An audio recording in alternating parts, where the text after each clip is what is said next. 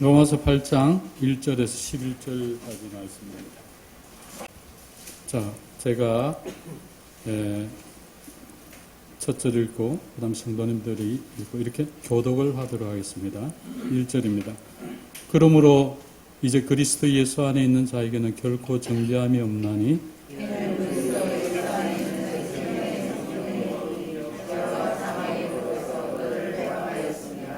율법이 육신으로 말미암아 연약하여 할 수 없는 그것을 하나님은 하시나니 곧 죄로 말미암아 자기 아들을 죄 있는 육신의 모양으로 보내어 제 육신의 죄를 정하사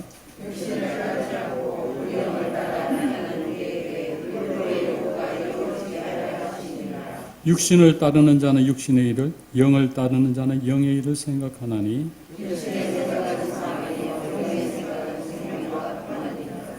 육신의 생각은 하나님과 원수가 되나니 이는 하나님의 법에 굴복하지 않을 뿐 아니라 할 수도 없습니다.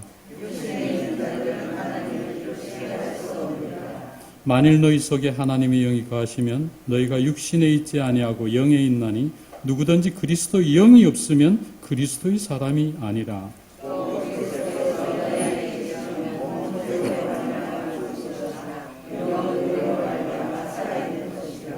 다 같이 읽겠습니다. 예수를 죽은 자 가운데서 살리신 이의 영이 너희 안에 거하시면 그리스도 예수를 죽은 자 가운데서 살리신 이가 너희 안에 거하시는 그의 영으로 말미암아 너희 죽을 몸도 살리시리라. 아멘. 오늘 이 말씀으로 해방된 그리스도인이라는 말씀으로 하나님 말씀을 대언토록 하겠습니다. 우리가 세상을 살면서 참 가장 복되고 아름답고 최고의 순간이라고 한다면 그것은 바로 우리가 예수 그리스도를 우리 중심에 모시고 그분의 영이 우리와 함께하는 순간을 함께 살고 있다는 거, 이게 아마 최고의 영광의 순간이라 생각해요. 여러분들 대통령이 돼가지고 대통령이 취임식할 때도 기분 좋겠지만 여러분들 예수님을 영접하고 그리스도께서 내 안에 내재하시면서 주님과 함께 살고 있다. 이것만큼 더 좋은 일이 있을까요? 여러분들 없습니다. 세상에 없어요. 미국의 트럼프 대통령이 취임식하고 난 뒤 그 이후에 뭐 이렇게 생활을 한다고 하지만 그 영광스러운 자리를 하더라도 하나님께서 내 안에 내재하시고 주의 영이 함께 하시면서 함께 살아가고 있는 거, 이거 그 순간 최고의 영광의 순간 아닙니까? 할렐루야. 여러분들 그리스도께서 우리와 함께 하시면 바로 우리의 영과 우리의 삶은 모두가 해방될 줄 믿습니다. 어제는 우리나라가 75년 전에 일제히 식민지 치하에서 해방된 그런 날이기도 합니다. 75년 전입니다. 36년간의 온갖 수모와 그 치욕을 일제로부터 당하면서 급기야 말과 글도 말살하여 민족을 없애려고 할 점에 미국은 이 히로시마와 나가사키에 8월 6일과 9일에 이 원자폭탄을, 최초의 원자폭탄을 일본 땅에 터뜨렸어요. 그래서 그때 수많은 사람들이 죽고 수많은 그 엄청난 도시가 하루아침에 잿더미로 변했습니다. 그 여러분들 그 잔혹상이라는 것은 말할 수 없을 것입니다. 그때에 이 일본은 이 전의가 상실되면서 바로 항복을 했습니다. 그 날이 바로 8월 15일 1945년입니다. 그때 일본 사람들이 참 많이 죽었습니다. 하지만 징용으로 끌려가고 그곳에 노예로 이렇게 끌려갔던 우리 한국 사람들도 약 10만 정도가, 10만 명. 이 어마어마한 숫자입니까?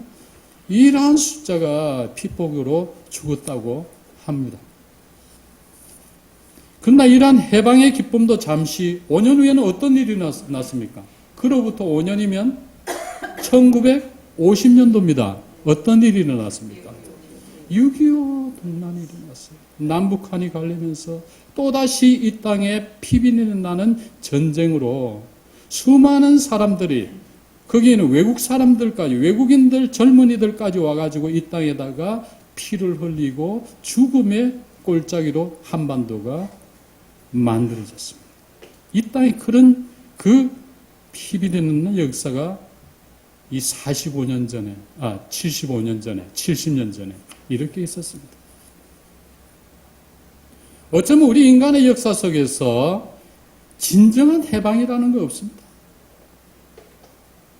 그리스도 밖에 사는 사람들에게는 죄로 인해서 진정한 해방을 맛볼 수가 없습니다.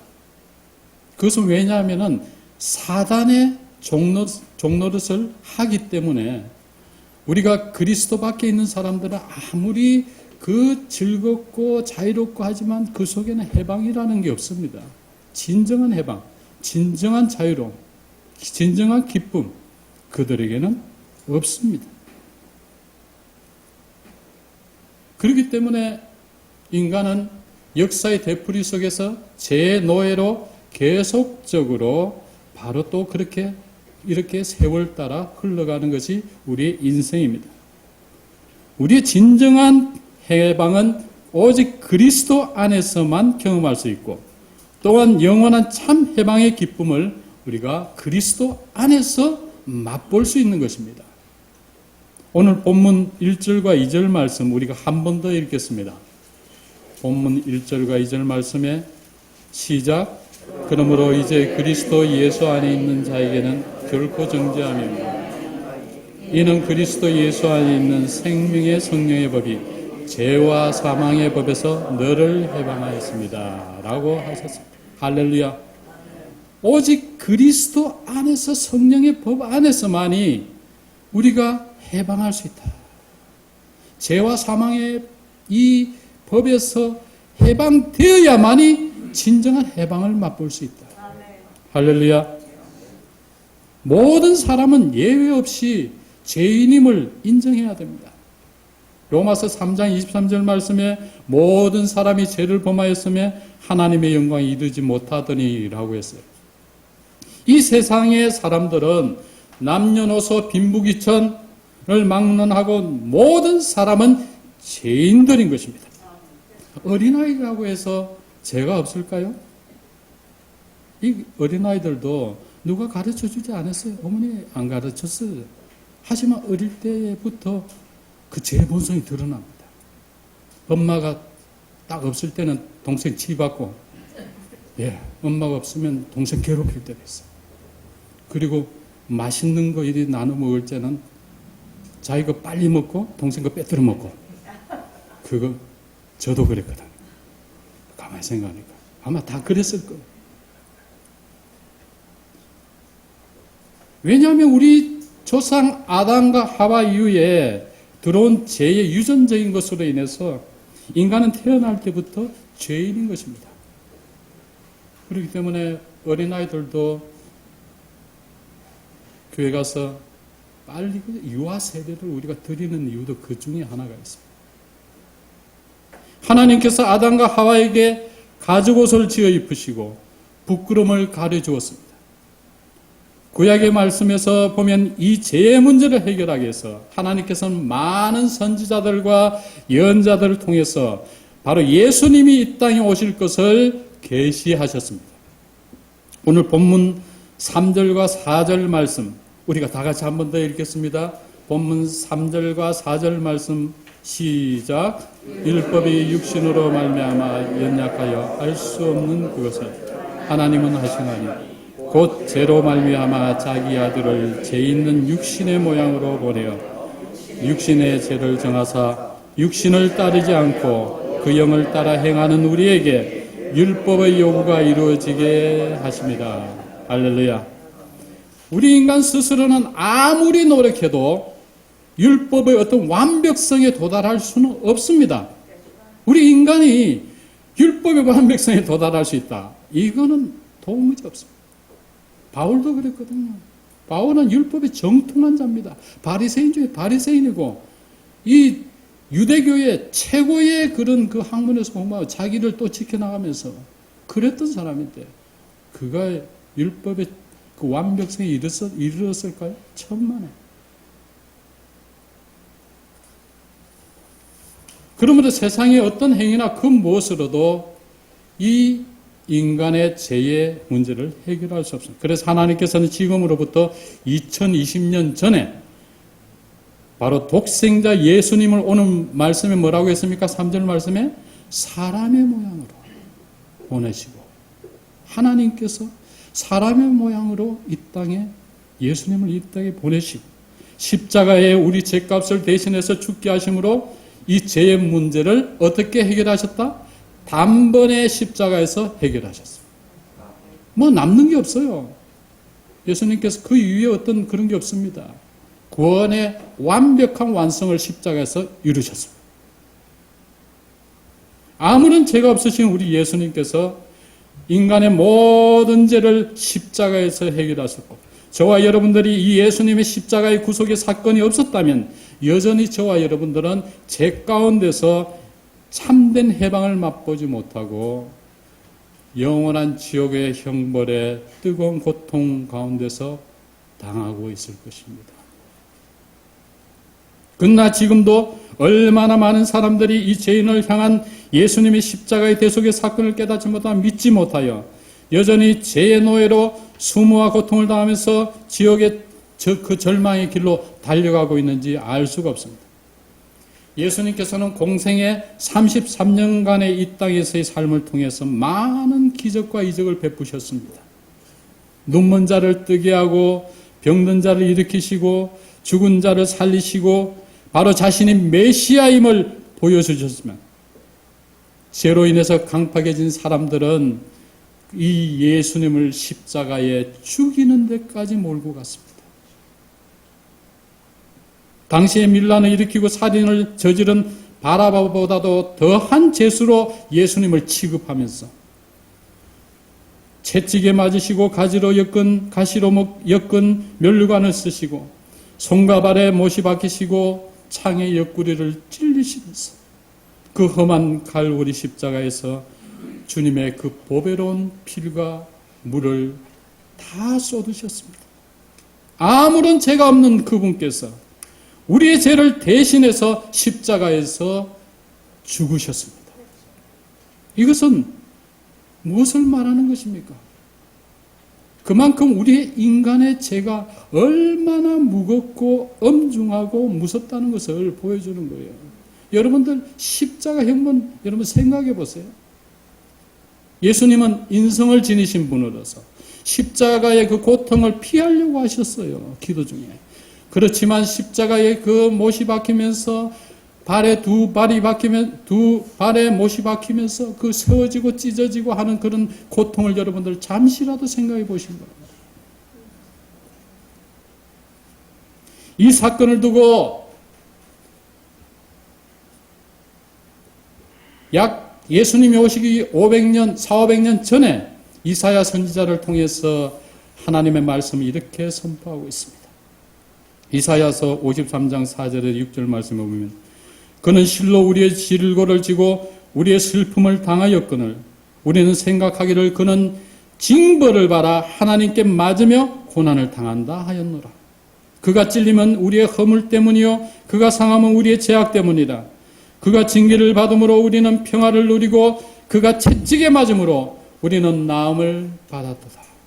우리는 다 양 같아서 그릇 행하여 각기 제 길로 갔거늘 여호와께서는 우리 모두의 죄악을 그에게 담당시키셨도다. 제가 늘 노래 당시에 그 노문한 목사께서 이 말씀을 바탕으로 이런 노래를 만들었습니다. 그가 찔림은 우리의 허물을 인함이요 그가 상함은 우리의 죄악을 인함이라. 그가 징계를 받음으로 우리가 나음을 입었도다. 우리는 다 양 같아서 그릇 행하여 각기 제 길로 갔거늘 각기 제 길로 갔거늘 여호와께서 우리의 죄악을 그에게 담당시켰도다.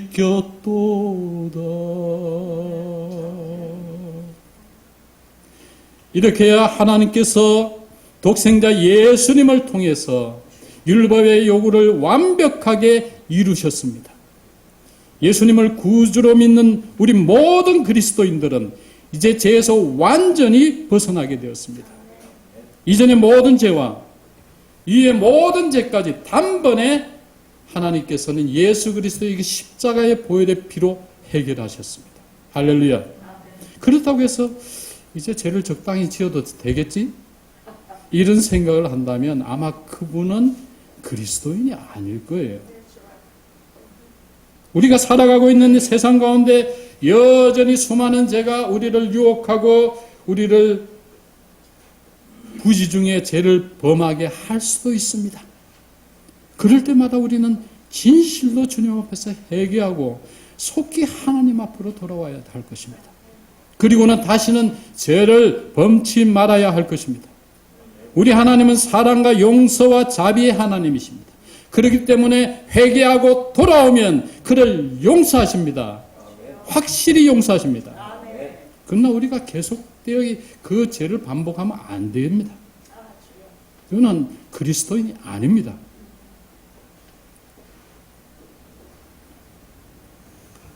두 번째로 우리는 세상의 가치관에서 해방이 되어야 됩니다. 이 세상의 가치관은 오늘 말씀해 보니까 뭐라고 하면 죄의 본성이라고 하셨어요. 인간의 끊임없는 욕심에서 이루어집니다. 이 죄의 본성은 인간의 끊임없는 욕심. 이게 우리 안에도 있습니다. 욕심이 잉태한 즉 뭐를 낳는다? 죄를 낳는다 했습니다. 죄가 장성하면 뭐가 된다? 사망이 된다. 오늘 본문 5절과 6절 말씀을 또 다 같이 읽겠습니다. 5절과 6절 말씀 시작. 육신을 따르는 자는 육신의 일을, 영을 따르는 자는 영의 일을 생각하라. 육신의 생각은 사망이요 영의 생각은 생명과 평안이다. 할렐루야. 이스라엘의 젊은 미래학자인 유발 하랄이라는 사람이 있습니다. 이 사람은 지금 나이가 한 50대 전후로 이리 알고 있습니다. 이분이 전 세계 베스트셀러인 사이언스의 저자인데 미국의 전 대통령 그 오바마와 마이크로소프트 창업자인 빌 게이츠 등 유명한 인사들이 이 사피언스라는 책을 추천하면서 이 유발 하라리를 주목했습니다. 이 책이 나온 지 얼마 되진 않는데 저도 아주 흥미로운 책이라서 제가 이 책을 읽으면서 특별히 그 초의 책이라는 책이 있어요. 그 책을 통해서 그의 인터뷰 내용을 한 그 기사를 읽었습니다. 이 책에서 이 유발 하라리는 인간의 미래에 대해서 몇 가지 심도 있게 지적하는 것이 있습니다. 인간의 삶이 전보다 풍요로워지고 생활 환경이 좋아지면서 먹거리도 많아지고 삶에 대한 만족도나 행복 지수도 높아져 있습니다. 그러나 실상은 그렇지 않은 것으로 확인되어 있어요. 현대 들어 자살뿐만 아니라 우울증이나 불안장애 등 다양한 정신장애 등으로 고통받는 사람들이 증가하고 있습니다. 그 이유 중에 하나가 인간의 행복이란 얼마나 식량이 많은가, 얼마나 큰 경제력으로 부를 누리며 돈을 소유하고 있는가, 이런 객관적인 지표에 결정되지 않는다는 것입니다. 인간의 그런 행복은 그 추구하는 기대치에 좌우됩니다마는, 즉 무언가를 기대하고 그 기대치가 충족되면 행복하다고 느끼고, 반대로 그 기대치에 못 미치면 불행하다고 느낍니다. 잘 살아도, 여유 있어도, 많이 누려도 그 기대치가 있어요. 그 사람들마다 전부 다릅니다. 그러나 형편이 좋아지면 기대치도 자연히 높아집니다. 심리학에 따르면 성취감이나 즐거움에 만족하는 것이 아니라 더 누리고 싶어 한다는 것입니다. 즉 다시 말해서 맛있는 음식을 먹으면 또 맛있는 데 없나? 이러는 것입니다. 더 맛있는 데를 찾아 헤매고 우리에게 1억이라는 돈이 있으면 나에게 5억, 10억 있으면 좋겠다. 여러분들 10억 가지고 있는 분들한테 물어보세요. 그분들은 100억을 갖고 싶어 합니다. 100억 가지고 있는 분들한테 물어보세요. 그분들은 1조를 갖고 싶어 합니다. 끝없이 갖고 싶어 하고 끝없이 누리고 싶어 하는 결코 만족함이 없는 것이 우리의 삶의 모습이다.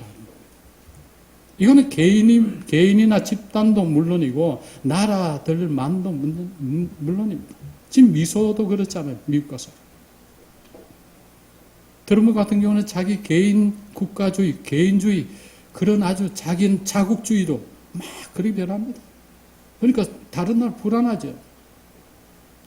그 기대치가 있습니다. 뭔가 또 우리는 더 잘 살아야 되겠다. 왜 중국은 좀 이렇게 따라오냐. 너희보다 우리가 더 나서야지. 지금의 인류는 예전에 비해서 수천 배 이상의 힘을 손에다 넣었습니다.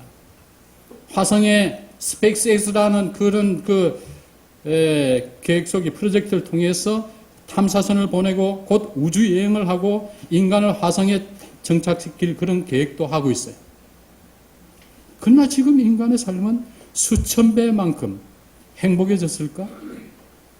우리는 힘을 얻는 데는 뛰어난 소질이 있으나 그 힘을 진정한 행복으로, 진정한 만족으로 전환할 줄을 모르는 게 우리 인간의 모습이다라고 이 유발 하라리는 지적하고 있습니다.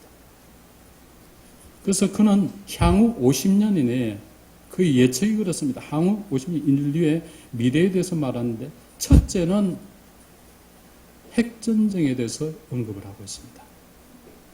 근데 여러분도 아시다시피 전 세계가 보유하는 핵무기만도 이 지구를 여러 번 파괴하고도 남는 그 가공할 만한 그런 이 핵무기들이 있습니다. 그러나 지금까지 우리가 그렇다고 너무 염려할 건 없습니다. 지금까지 이 국가 간의 절제된 그 통제력으로 인해서 비교적 안정적으로 관리하는 걸로 알고 있습니다. 하지만 어떤 일이 일어날지도 알 수가 없습니다. 두 번째로는 이 기후변화에 대해서 그는 또 이야기를 하고 있습니다. 이 기후 문제는 지금 우리가 요즘 겪고 있지 않습니까? 너무나 덥지 않습니까? 너무나 비가 많이 오고요. 이거는 뭐 예전에 우리가 경험했던 그런 일들이 아닙니다. 북극의 빙하가 녹아내리고 대지가 뜨거워지고 기상변화가 심각해지고 있습니다. 앞으로 가면 갈수록 우리가 경험하지 못한 기상변화를 만날 것이라고 과학자들은 조심스럽게 예측을 하고 있습니다. 세 번째는 미래 어느 시점인가 이 인공지능의 발달로 유기생명체에서 무기생명체로 이 땅이 지배를 당할지 모른다라고 했어요.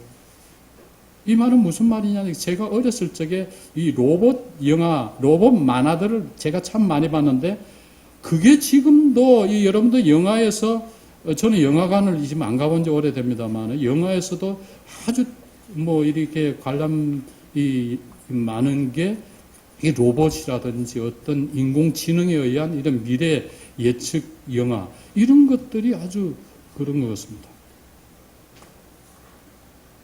이 인공지능이 인간의 지능 한계를 뛰어넘어서 스스로 인간의 능력에 대적한다는 것입니다.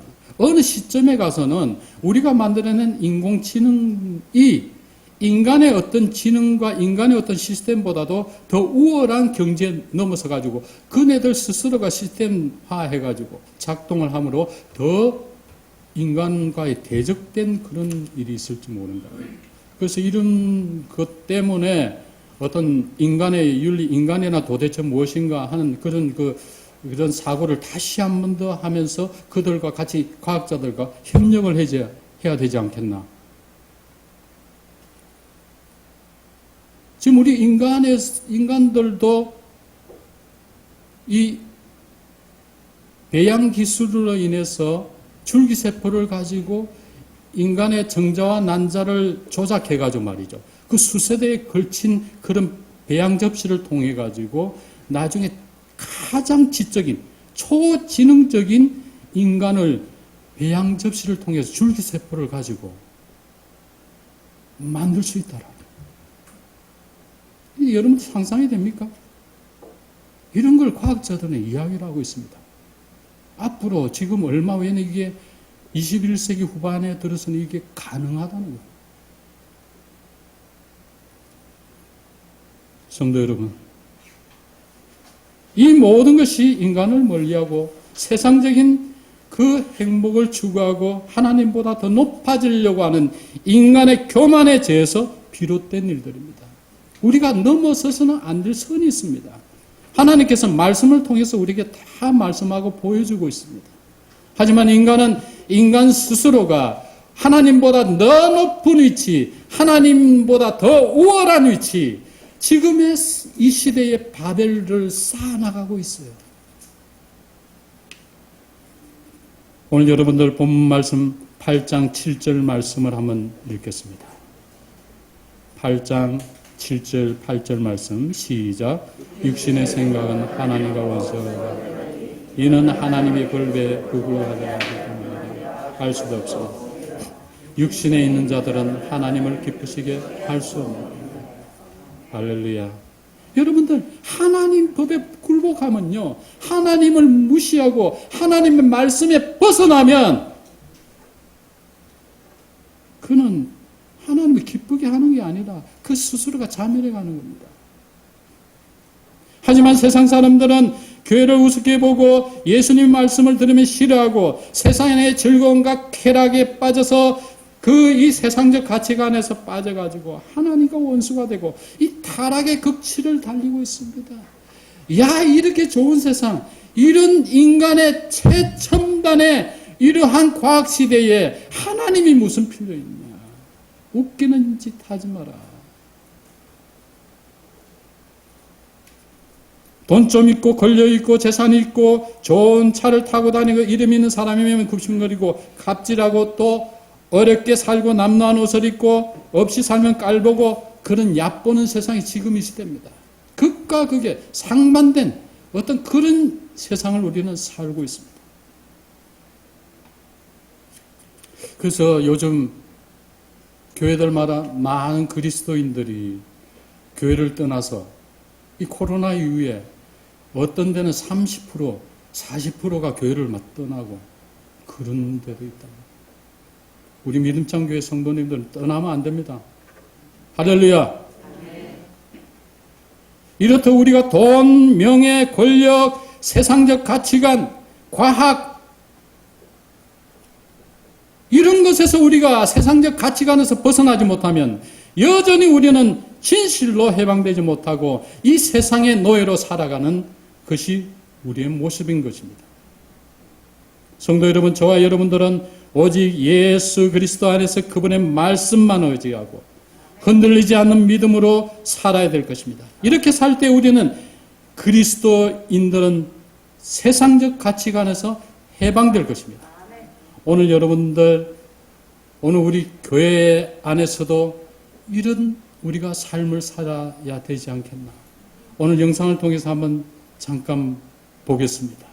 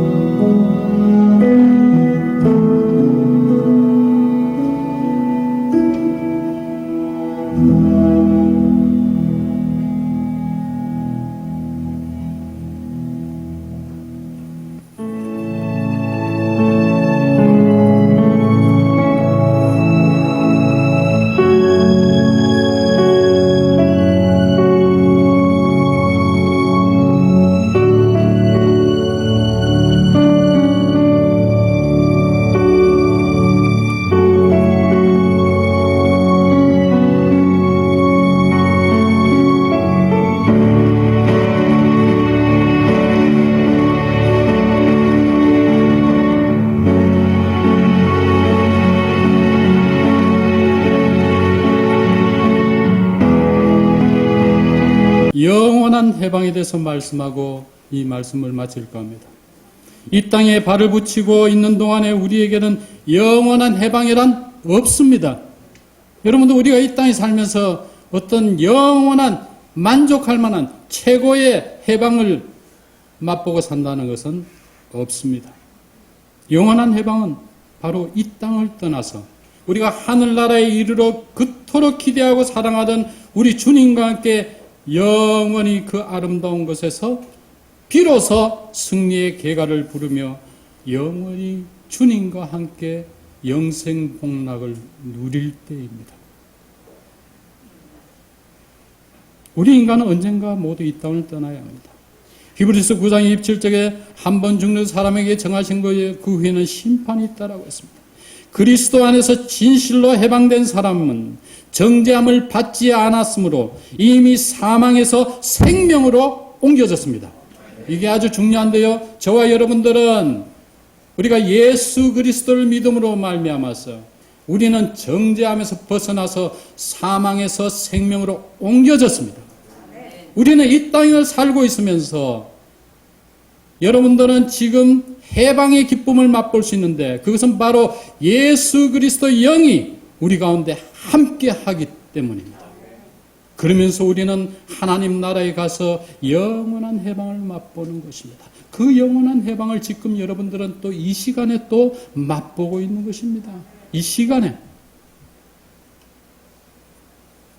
오늘 본문 9절 말씀에 보면 여러분들 9절 말씀을 다 같이 한번 읽겠습니다. 9절 말씀에 시작. 만일 너희 속에 하나님의 영이 가시면 너희가 육신에 있지 아니하고 영에 있나니 누구든지 그리스도 영이 없으면 그리스도의 할렐루야.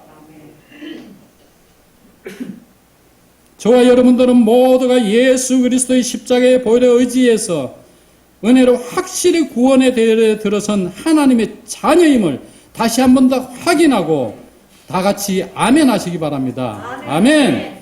오늘 본문 11절 말씀에 보면 예수를 죽은 자 가운데서 살리신 이의 영이 너희 안에 거하시면 그리스도 예수를 죽은 자 가운데서 살리신 이가 너희 안에 거하시는 그의 영으로 말미암아 너희 죽을 몸도 살리시리라. 아멘. 할렐루야. 아멘. 여러분도 우리 죽을 몸도 살리신다.